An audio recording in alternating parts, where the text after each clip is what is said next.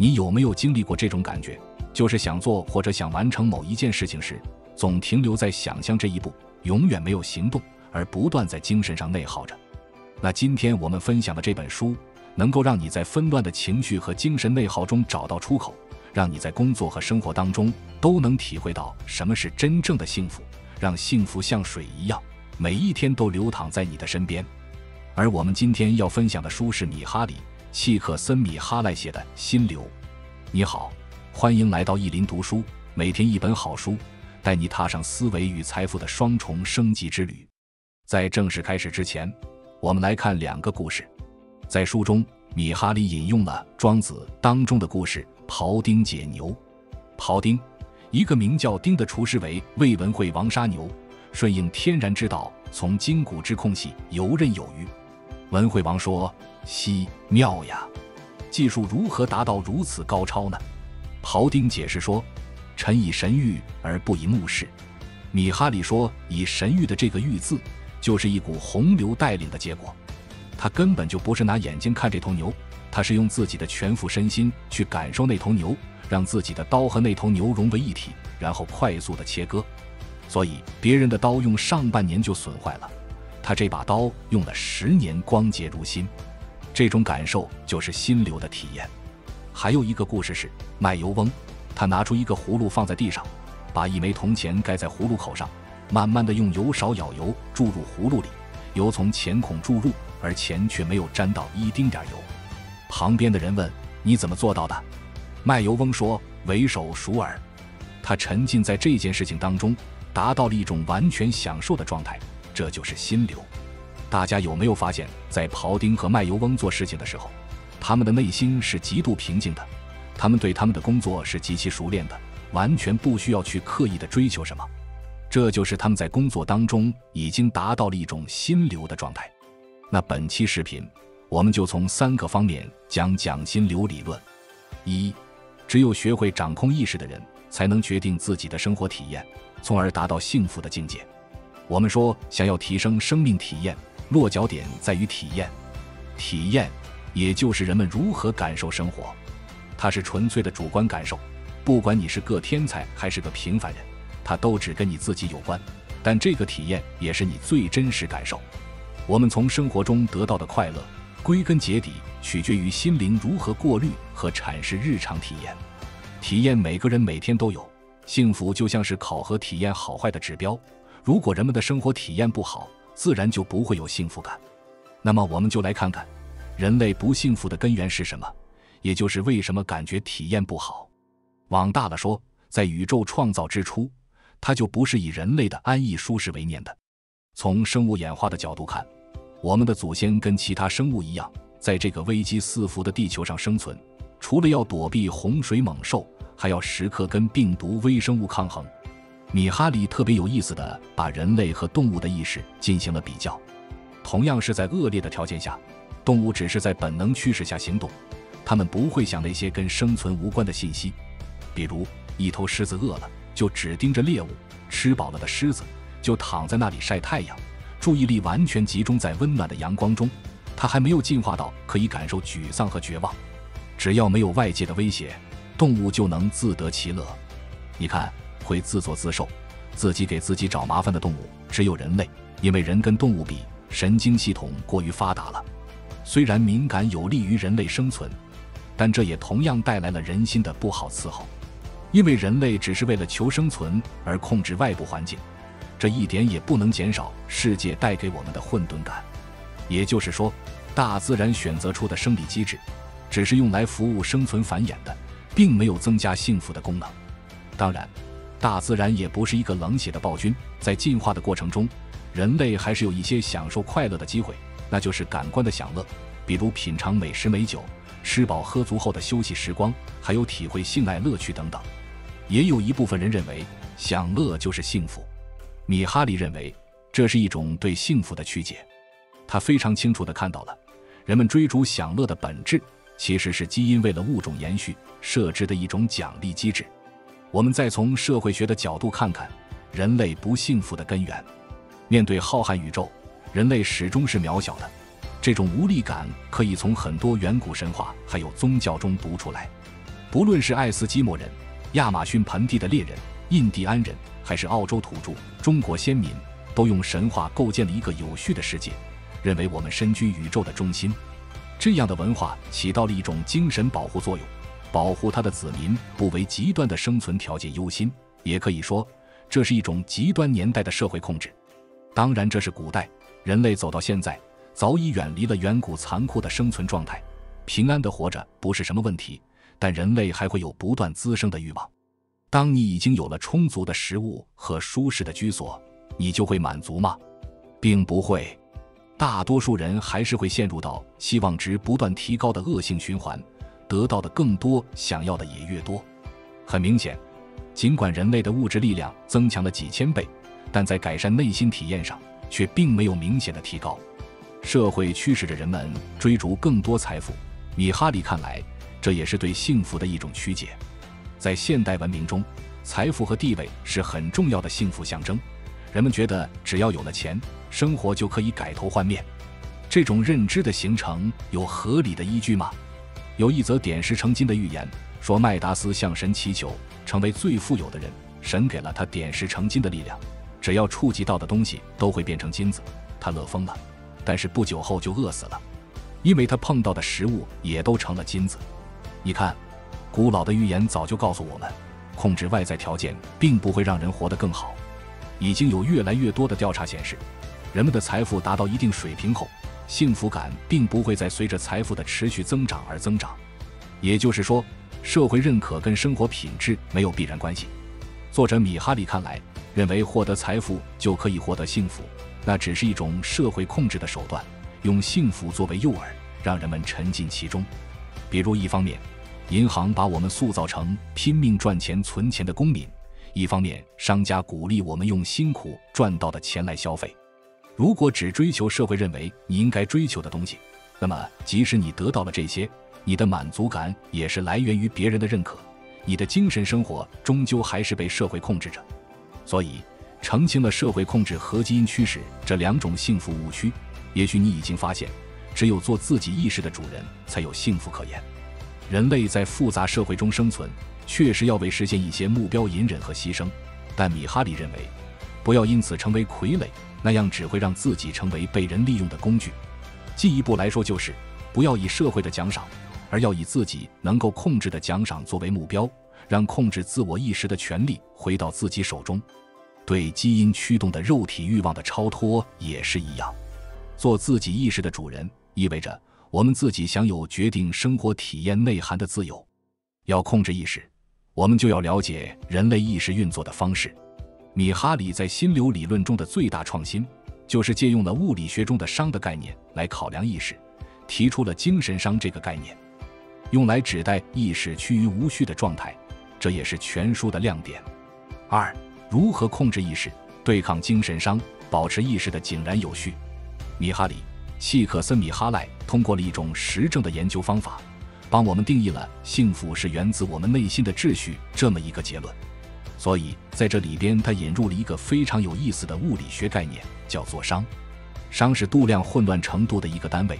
比如说，一个房间在没有人进入之前，它是干净整洁的。当有很多人进入之后，慢慢的整个房间就变得混乱起来了，到处有果皮纸屑，然后家具摆放得很凌乱。那么这个时候，整个房间就是走向熵增的。就像人一旦意识变得无序，也就意味着人的内心失去了秩序，变得焦躁不安。这就是精神熵带给人们的不好体验。不得不说，从物理学的角度去探讨人类内心的秩序，还真是米哈里的一大创举。从来没有人这样思考过心理活动。不管是心理学角度定义的内在失序，还是从物理学借用而来的精神熵的概念，他们说的其实都是一件事：人类庞大的意识系统需要秩序，无序状态会让人不安，心猿意马久了，对自我会造成极大损害，使人在没有办法集中注意力，实现任何目标，也就谈不上好的体验。而且米哈里说，精神熵是常态，这简直太可怕了。如果再不做点什么，岂不意味着我们总是要陷入混乱的意识，被纠结折磨？幸好物理学家薛定谔看到了大自然中的反例，提出了负熵的概念，也就是从无序走向有序的趋势。比如在浩瀚的宇宙中，生命现象就是个奇迹，它将太阳能转化成了生物能，从无序中发展出了有序的生命体。那么精神上的反面是什么呢？那就是最优体验。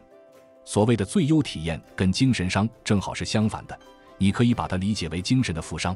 它是这样一种状态，你接受到的信息跟既定目标是匹配的，这时候精神能量就会源源不断的涌现，你再也没有担心的必要，也不用怀疑自己的能力，所以能够保持意识的有条不紊。这种积极的反馈能够使你投入更多注意力，照顾内心跟外在环境的平衡。最优体验还有一个名字，就是心流。你可能玩过俄罗斯方块这个游戏，回忆一下，这个游戏中你既不救公主，也不杀恶龙，唯一的结果就是死。但是为什么你还是喜欢玩？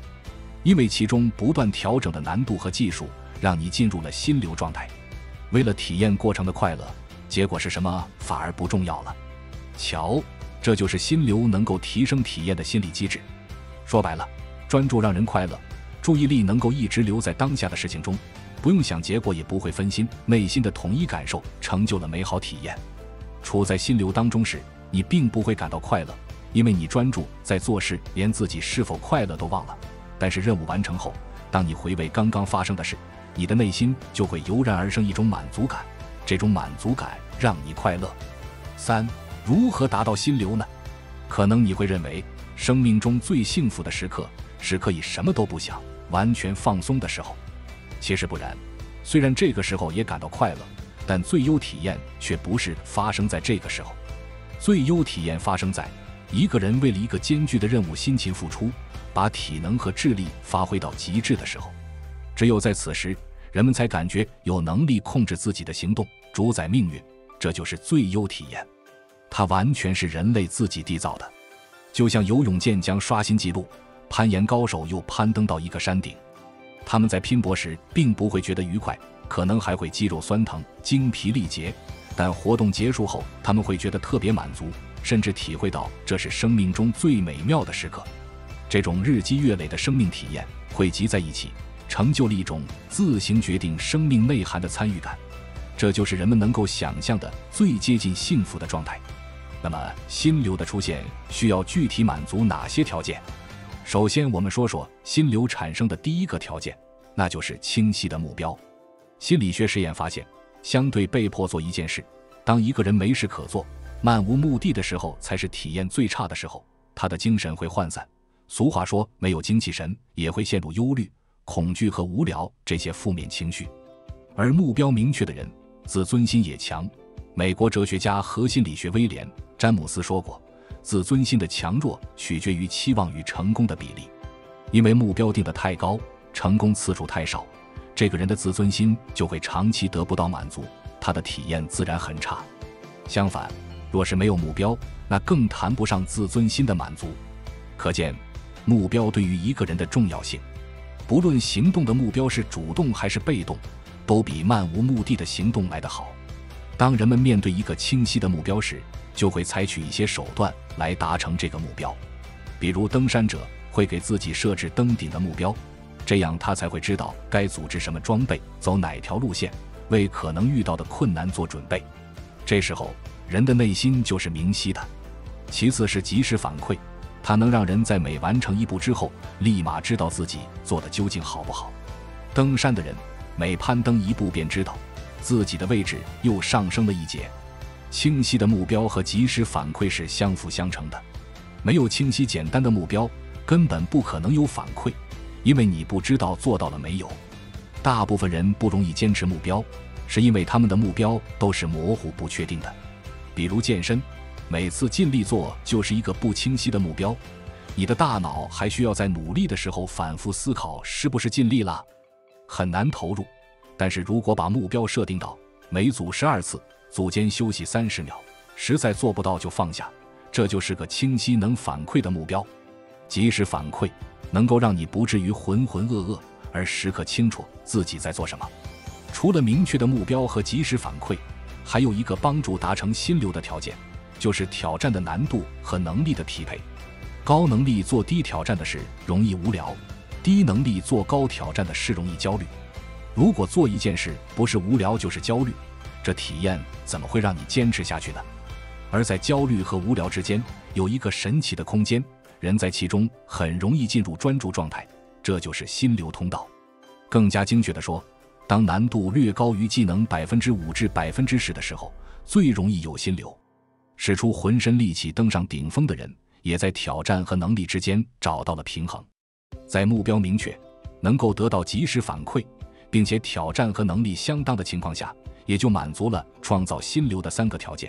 人的注意力会开始聚集，逐渐进入心无旁骛的心流状态。此时的你已经达到了身心合一，丝毫容不下无关的念头和情绪，甚至连自我也消失不见，但感觉却比平时强烈。过去2小时就好像只过了2分钟，不论做什么事都会价值100倍，因为做事本身成了目的，这是一种极致的体验。它就像一块磁铁，吸引你发挥高超的技巧，主动迎接挑战。为什么时下人们不容易获得心流体验呢？好像童年时期单纯被一个事物吸引的乐趣消失不见了。因为想要让心流通道出现，需要投入大量精力，人们宁愿用现成的电影情节和娱乐节目来填充脑袋，被动享乐，而不愿意调用自己的注意力到更加耗神，但也能带来更多回报的心流体验中。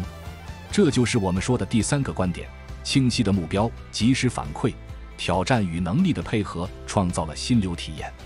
最后，我们来总结一下全书内容。米哈里在《心流》这本书里探讨了人类何时最幸福。首先，米哈里认为，只有学会掌控意识的人，才能决定自己的生活体验，从而达到幸福的境界。我们从生活中得到的快乐，归根结底取决于心灵如何过滤和阐释日常体验。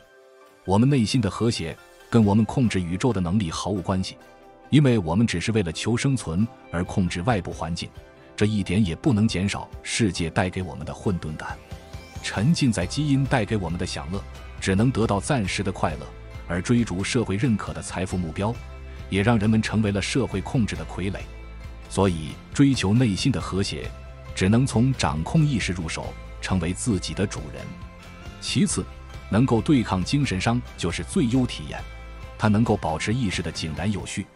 人类庞大的意识系统需要秩序，无序状态会让人不安，心猿意马久了，对自我会造成极大损害，使人在没有办法集中注意力，实现任何目标，也就谈不上好的体验。米哈里发明了精神伤这个词来形容意识的无序状态，他也开发出了最优体验这个概念，用来对抗意识的无序。专注能够让人快乐，在你完全投入一件事的时候，精神能量能够源源不断地涌现，这就是心流。心流何时有呢？米哈里发现，当出现清晰的目标、及时反馈、挑战与能力匹配的时候，就会出现心流体验。如果你想创造更多心流体验，就要想办法让你正在做的事情满足这些条件。